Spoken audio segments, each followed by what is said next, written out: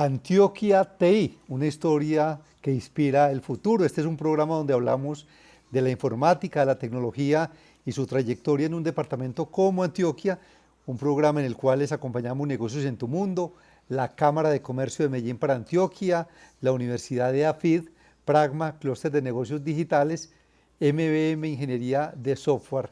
Así que feliz de estar aquí con mi invitado y es el doctor Antonio Picón Amaya. Y doctor Antonio, permítame saludarlo, ¿cómo se encuentra?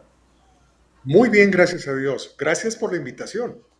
Bueno, muy contento de tenerlo por acá con nosotros y yo le digo que realmente me complació mucho saber que usted ha sido uno de los pioneros y de las personas que ha tenido mucho que ver con la tecnología y con la informática en Antioquia. Yo personalmente lo conocí mucho en el tema del comercio, en Fenalco, tuve la oportunidad de entrevistarlo para diferentes noticieros en canales regionales hablando de temas de paz y qué bueno que hoy estemos hablando de un tema como es el desarrollo del software y la oportunidad tan grande que plantea para avanzar, para progresar en nuestras regiones. Así que cuéntenos esa trayectoria, doctor Antonio, bienvenido. Mira, gracias. Es una historia que empezó accidentalmente. Yo estaba en la AFID estudiando tecnología industrial y en ese momento la universidad empezó a incursionar en la posibilidad de tener un computador o hacer parte de un centro de cómputo. Vino la NCR, una compañía de computadores de los Estados Unidos, y entrenó a un grupo de personas y yo fui uno de ellos. Se generó un centro de computación con Pantex, que era una compañía textilera, EAFIT y otras instituciones que trabajaban en ese centro de computación. Y ahí empezó la historia. Posteriormente, ¿qué significó? Di un salto y presenté un proyecto al Banco Interamericano de Desarrollo sobre automatización universitaria y entonces me envió a estudiar a diferentes centros de los Estados Unidos, tanto en el Valle de California, como en otros sitios, y empecé a estudiar algo sobre automatización de bibliotecas, automatización de laboratorios, de posibilidad de utilizar instrucción asistida por computador. Y eso me llevó a mí a trabajar en México, específicamente en la Universidad Autónoma de Guadalajara, en el tema de computación. Y fui uno de los fundadores de la carrera de informática administrativa de la Universidad Autónoma de Guadalajara en México, y ahí empezó otra historia. Asistí a un congreso de los Estados Unidos, esto es como un gran brochazo, y en ese congreso de los Estados Unidos, que era el National Computer Conference, se estaba lanzando algo extraño. Inclusive, si tú lo vas a ver, ahí hay en mi biblioteca, hay una prueba de un microcomputador, una cosa que estaban lanzando en esa época, que era Radio Shack y Apple, un par de compañías que estudiantes habían desarrollado unos productos y empezaron a lanzarse al mercado. Allí los conocí, compré un par de productos de esos para probar, me vine a Colombia, dejé la universidad, me vine a Colombia e inicié una historia con la microcomputación en la ciudad de Medellín y posteriormente en todo el país. Y ahora estoy trabajando en 3 grupos empresariales desarrollando ecosistemas digitales para diferentes tipos de actividades. Ese es a muy grandes rasgos la trayectoria mía en ese campo. Doctor Antonio, ¿y cómo era en ese momento la computación? O sea, porque sabemos que hoy hay grandes desarrollos en materia de informática, de procesamiento, de memoria, pero esos primeros equipos, ¿cómo eran? El tamaño, el alcance, el desempeño. Bueno, primero los equipos eran gigantescos. Era el momento en el cual el input se hacía a través de tarjetas perforadas. Entonces uno recibía unas tarjetas perforadas que estaban en cuartos no refrigerados, las entrabas al computador, cuartos refrigerados, pisos falsos, unos dispositivos de almacenamiento en disco duro gigantescos, gigantescos en su tamaño físico, pero no en su capacidad. Hoy puede tener un celular casi más capacidad de la que tenían en ese momento esos discos. Y así se empezó. Era una situación para un grupo de personas a unas velocidades que uno decía, ¿cuándo vamos a alcanzar estas velocidades? Yo recuerdo que la compañía en la cual yo trabajaba en Radio Shack nos sacó una computadora que era una computadora de bolsillo, un poco más larga que una celular de los de hoy y con una capacidad de 4K de memoria. Y uno decía, se puede programar en BASIC. ¡Wow! Puedo hacer con ella muchas cosas. Y así empezamos, pero hoy eso es historia. ¿Sí? Claro, usted ha estado muy vinculado a la academia y me gustaría que nos hable un poquitico sobre ese tema, el papel que ha jugado la academia, las universidades, inclusive algunas escuelas privadas de ese entonces que formaban en computadores o en diferentes tipos de programas. Hablemos de ese mundo académico que ha fortalecido muchísimo el desarrollo de la tecnología en Antioquia. Mira, en esa época se necesitaba, como se necesita hoy, una cantidad de personas preparadas en el campo de tecnología de información. Pero no había dónde prepararse. Entonces eran las compañías productoras de computadores las que asesoraban en ese tipo de actividad, en capacitar a las personas para que se enfrentaran. Fue allí cuando EAFIT tomó la decisión de iniciar con una tecnología de computación y posteriormente ir a una ingeniería de sistemas, de información. Otras universidades empezaron a hacer algo similar. La matrícula, los exámenes de admisión se hacían con tarjetas perforadas, marcando con lápiz B o 2B para posteriormente leer en unas máquinas y eso llevarlo a la computadora. Hoy las cosas son totalmente distintas. Esto que estamos haciendo hoy, la primera vez que yo lo hice fue entre San Diego State University en California y Empresas Públicas de Medellín. Y como no teníamos posibilidades de conectarnos en otra forma, ¿qué utilizamos? Pues sencillamente las líneas de canal de televisión y trajimos al canal regional la teleconferencia y teníamos en un hotel como el Intercontinental unas personas dedicadas a recibir un curso de capacitación con una teleconferencia dada por expertos desde San Diego State University. Entonces eran unas cosas que iban naciendo entre inventiva, innovación y riesgos grandes para hacer que la computación llegara a este país. Bueno, y hablemos ahora de la empresa privada, o sea, el papel que ha jugado. ¿Quiénes fueron esas primeras compañías que usted recuerde que le jugaron muy fuerte en su momento al tema tecnológico, que hacían inversiones en la materia? Mire, una primera historia es que cuando yo regresé con mi microcomputador, le mandé a hacer una caja para transportarlo por todo el país, entonces yo parecía un músico cargando en esa caja un video y además de ese video cargaba el teclado y la CPU. E iba por muchos sitios explicando lo que se hacía con esta máquina. Y algunos compañeros míos que de la IBM me decían, usted se enloqueció, es imposible que con esa cosa que usted está ofreciendo vaya usted a competir con los grandes computadores, con las grandes compañías. Nunca va a desaparecer el concepto de IBM, ni Boros, ni National Cash Register, ni Hewlett Packard. Es imposible que esa microcomputación logre llegar aquí. ¿Cómo va a hacer usted un inventario? ¿Cómo va a hacer usted controles de? Entonces, algunas compañías empezaron a representar marcas americanas aquí y empezamos a entrar al mercado. Y empezamos a entrar a ferias de computación o ferias internacionales, como la Feria de Bogotá, pero era una situación donde estábamos casi como unas personas que estábamos corriendo un riesgo con algún producto que no iba a llegar al país, porque ni siquiera sabían si era un juguete, si era algo que se podía utilizar para computación, algo que se podía usar para las clases. Inclusive lo que tú me preguntabas, lo de la parte académica, me propuse vender 100 aulas computacionales y logré hacer 100 aulas computacionales y allí llevábamos mucha información y muchos programas. Y una vez me llaman una de estas monjas y me dice, mira, quiero decirle que tengo un problema con estas máquinas. Y yo creo que vamos a tener que retirarlas porque tienen una connotación de tipo sexual, erótica. No entiendo de qué me está hablando. Dijo, si usted mira, venga, le muestro.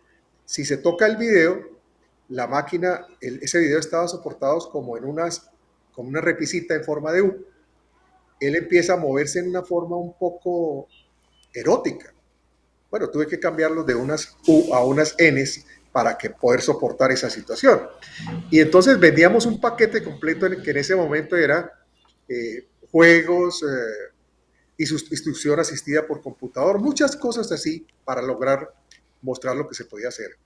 Y empresas grandes como el colombiano, por decir algo, Coltabaco, a su vez Noel, empezaron a incursionar con estos microcomputadores y logramos hacer con ellos control análogo digital. En el caso del colombiano, asistimos a unas ferias en los Estados Unidos y dijimos, la computación, esta computación es una realidad, hay que traerlo al país y empezamos a hacer diseño de páginas de periódicos en microcomputadores. Y la redacción del colombiano y el armado del periódico de La Patria, uno de Bogotá, La República, y el colombiano logró o fueron de los primeros que entraron con máquinas nuestras al mercado.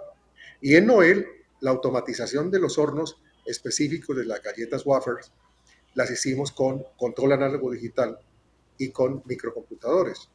¿Y eso qué nos significó? Unos premios internacionales en los Estados Unidos de mostrar cómo con estos pequeños aparatos, con un poquito de iniciativa, de innovación y de riesgo, lográbamos nosotros hacer algo que todavía en el mercado no estaba posicionado como lo está hoy.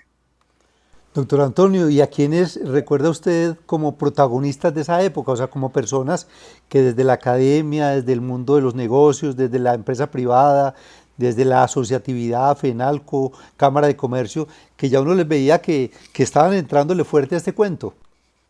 Mira, el primero que yo recuerdo es Iván Restrepo Lince. Iván era una persona investigadora académica, ¿sí?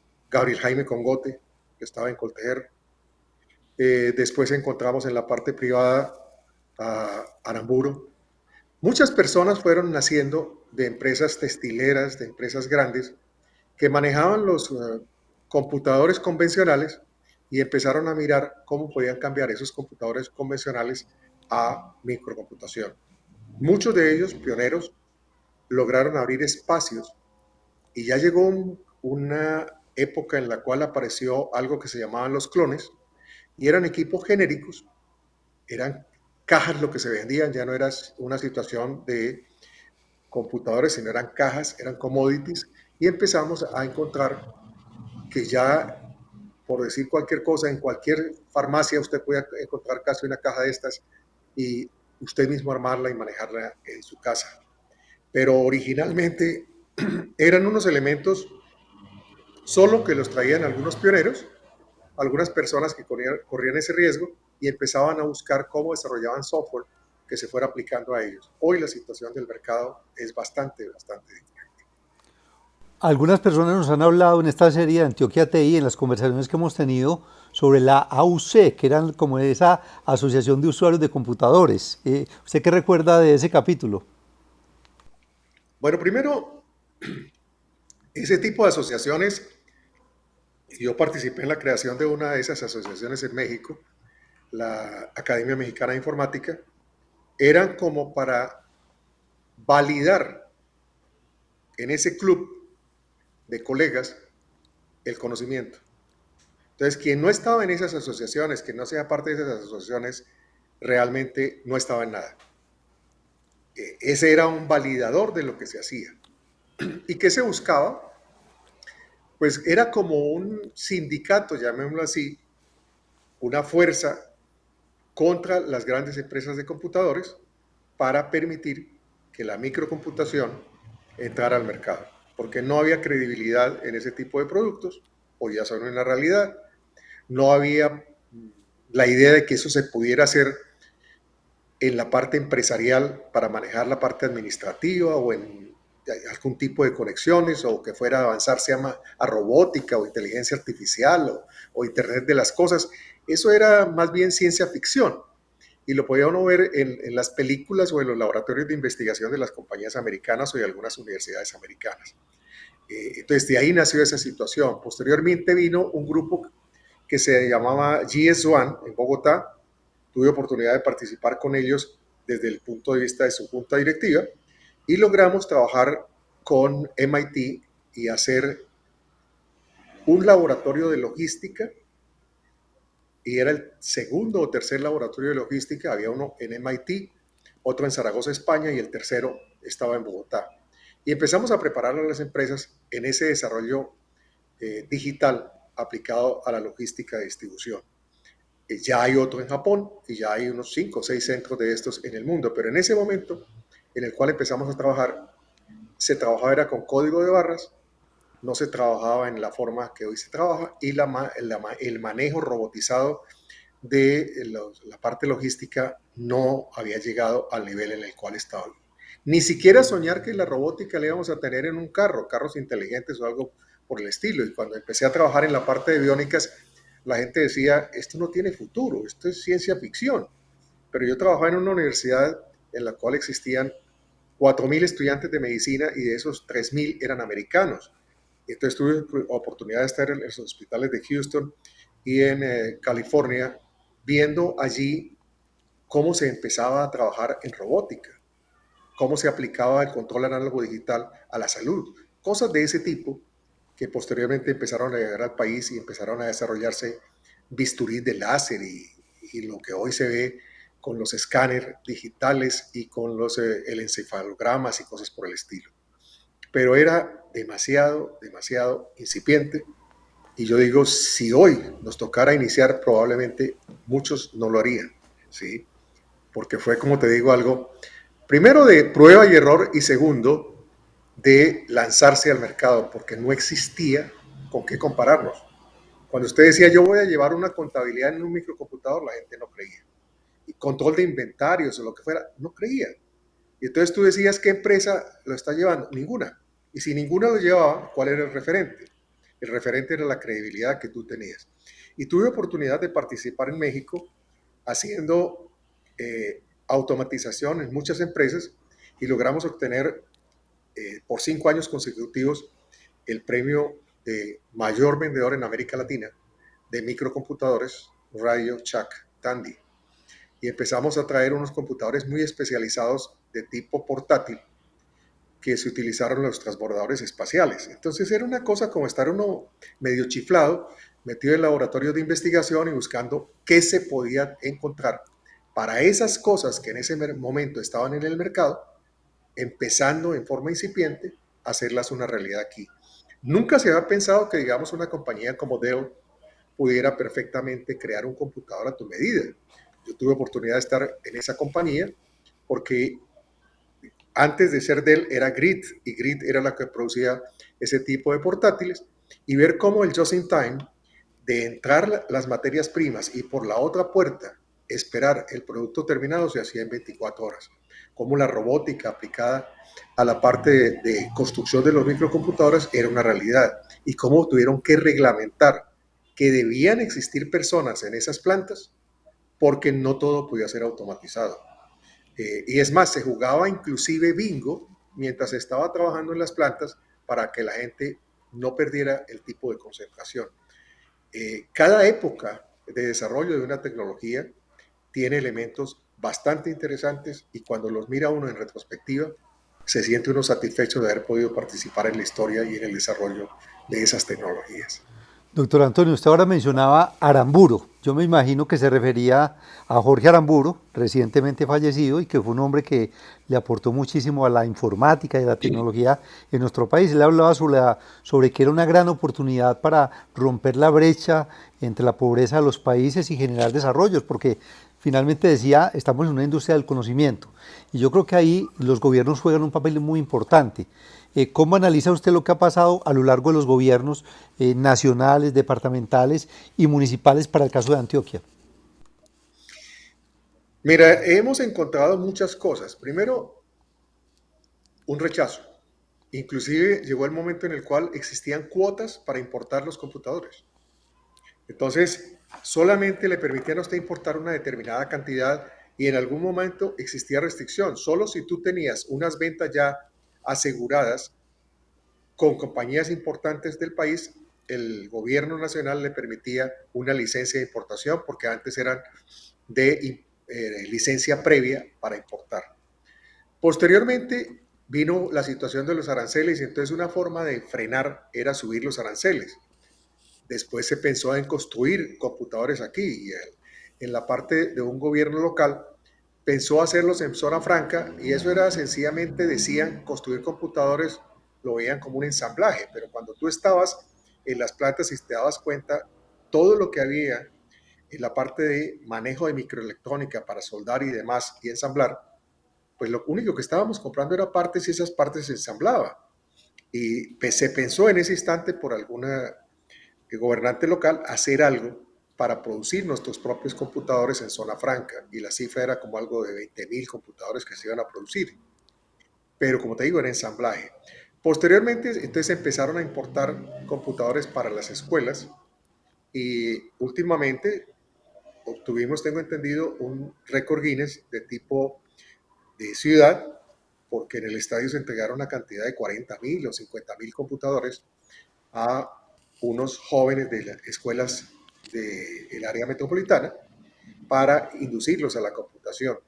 Entonces, se han encontrado gobiernos que restringen, gobiernos que a través de licencias previas y aranceles impiden, gobiernos abiertos a, inclusive hemos llegado a pensar en el Valle del Software, y nosotros somos casi un Sun Valley de los Estados Unidos aquí en Colombia. Entonces se habla del Valle del Software, del desarrollo, etcétera. Pero también cuando uno mira, encuentra que alguna vez, cuando se incursionó en esa posibilidad, se preguntó cuántas personas eran bilingües y se encontró que no todas eran bilingües. Entonces la compañía que estaba haciendo ese tipo de desarrollo llegó y se chocó con esa realidad. Existía un deseo de hacer las cosas, pero no existía personal capacitado suficiente para poderlo hacer. Entonces, en algunos casos, se adelantaron los gobernantes al momento histórico y en otros sencillamente trataron de utilizarlo como una herramienta de tipo político. ¿Cuáles considera usted, doctor Antonio, que han sido esos hitos más significativos a lo largo de la historia de la informática en un departamento como el nuestro, en Antioquia? Mira, primero del desconocimiento al volverlo una cosa como tan trivial. ¿Por qué digo desde el conocimiento? Las instituciones universitarias de tipo público al principio no se preocupaban mucho por esto porque eran unos elementos de investigación y era para básicamente controlar el análogo digital. La medicina tampoco trabajaba en ese campo.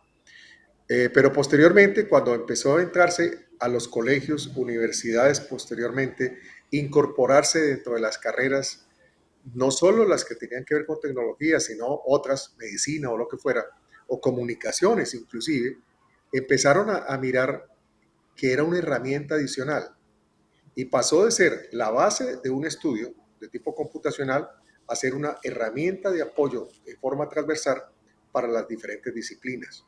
Entonces, yo creo que fue un gran avance el haber pensado en esas situaciones. Ahora, cuando tú estás hablando, digamos, en el manejo de impresoras de tipo 3D y uno lo ve en otros países, ya están en algunos sitios disponibles para que en forma pública tú llegues y pagues lo que necesites y lo imprimas allí. Aquí todavía no hemos llegado a esa situación, pero se va a llegar, creo yo, muy pronto. Porque si uno usa Ruta N y empieza a mirar algunas experiencias que se están haciendo en el SENA y en algunos otros sitios y de laboratorios de investigación, podíamos dar ese paso. ¿Qué es lo que sucede? Muchas veces la velocidad a la cual nosotros vamos no es equivalente a la velocidad que se está dando en el mercado de tipo internacional.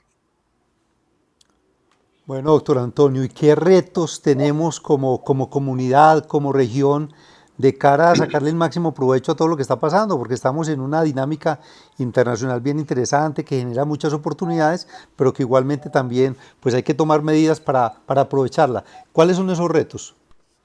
Primero, considero yo que humildad. Humildad para saber cuál es el alcance que nosotros tenemos, cuál es el nivel que nosotros tenemos, cuál es el papel que nosotros jugamos a nivel internacional. Pero a su vez también un desarrollo interesante, un deseo de hacer las cosas. ¿Para qué? Para empezar a acercarnos a. Si hoy tenemos grupos de personas que asisten de Colombia a la NASA, ¿qué nos está indicando? Que ya podemos estar cercanos a eso, pero probablemente no tengamos nosotros la forma de construir un cohete por ahora, pero sí nosotros tenemos la oportunidad de que nuestros ejecutivos, nuestros profesionales empiecen a jugar en ese contexto de tipo internacional.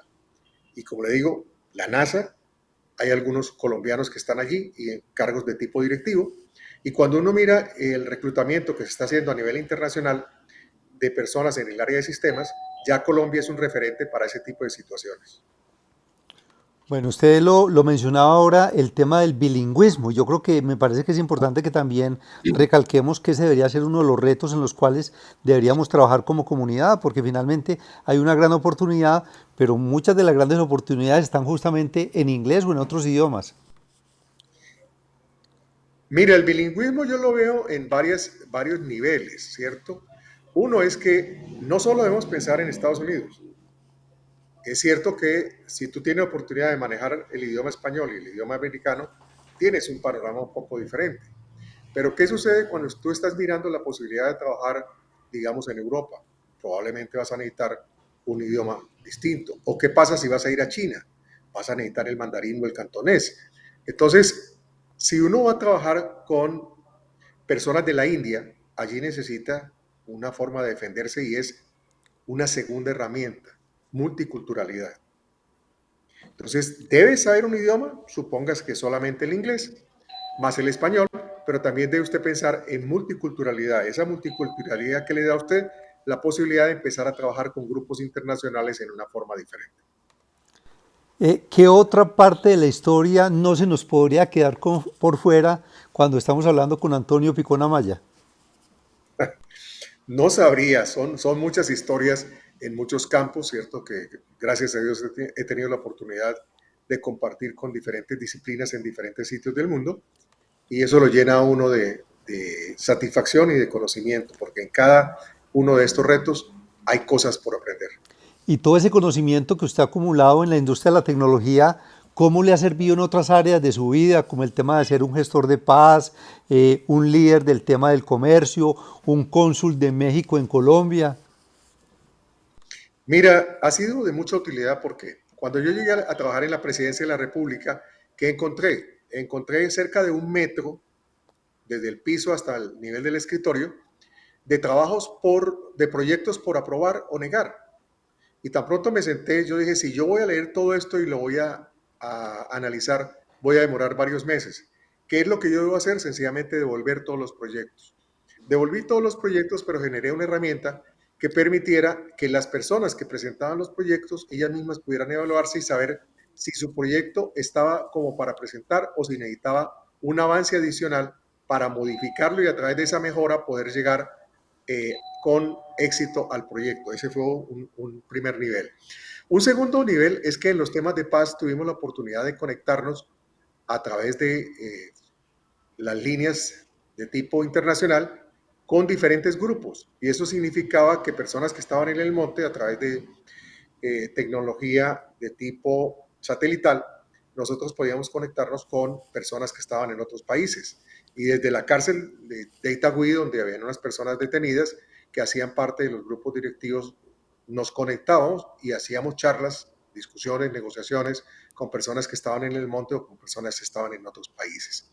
En la parte del comercio fueron muchos los desarrollos que empezó a darse en ese campo, desde el etiquetado, los códigos de barras, la recepción de información, los arcos que hay en las entradas de las grandes superficies para evitar que las personas se lleven las mercancías.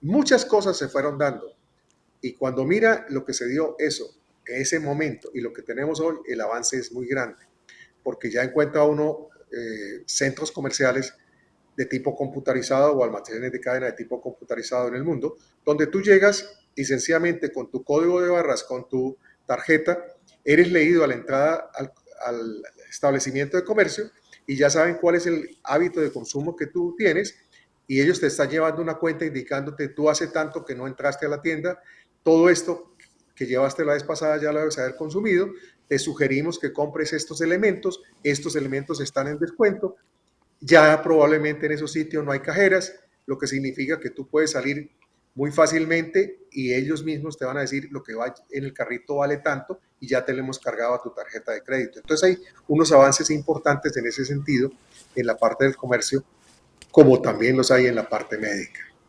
Doctor Antonio, qué delicia conversar con usted como siempre, además con un tema tan apasionante como es el de la tecnología y la informática en Antioquia. De verdad que muchísimas gracias. No, a ti muy gentil y gracias por permitirme compartir con ustedes. Bueno, muy bien, recuerden que este es Antioquia TI, una historia que Inspira el Futuro, que hacemos con el apoyo de Negocios en tu Mundo, la Cámara de Comercio de Medellín para Antioquia, la Universidad de AFIT, Pragma, el Clúster de Negocios Digitales y MB Ingeniería de Software. Nos vemos en el próximo capítulo de Antioquia TI.